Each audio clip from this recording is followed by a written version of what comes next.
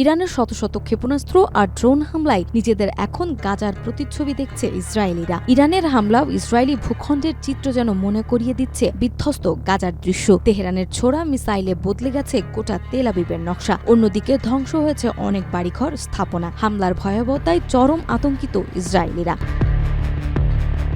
একসময় যেই ইসরায়েল একের পর এক হামলা চালিয়ে বিধ্বস্ত করেছিল সাজানো গোছানো ছবির মতো শহর গাজাকে, এখন যেন তাঁরই রূপ দেখতে পাচ্ছে নিজেরা। ১৩ জুন ইরানে ইসরায়েলের হামলার জবাবে অপারেশন ট্রু প্রমিস 3 চালায় তেহরান। একের পর এক ছোড়া একাধিক মিসাইল, আর তাতেই প্রায় ধূলিসাৎ হয়ে যায় ইসরায়েলের রাজধানী তেল আবিব। শুধু রাজধানীই নয়, আশেপাশের গুরুত্বপূর্ণ বেশ কয়েকটি এলাকাতেও চলে ইরানি তাণ্ডব।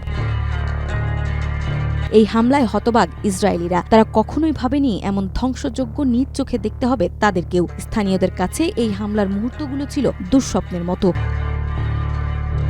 ইসরায়েলের এই ধ্বংসস্তূপ দেখে অনেকেই বলছেন, প্রকৃতি এভাবেই প্রতিশোধ নেয়। নিজেদেরকে না শোধরালে একদিন ইসরায়েল বলতে আর কিছুই থাকবে না।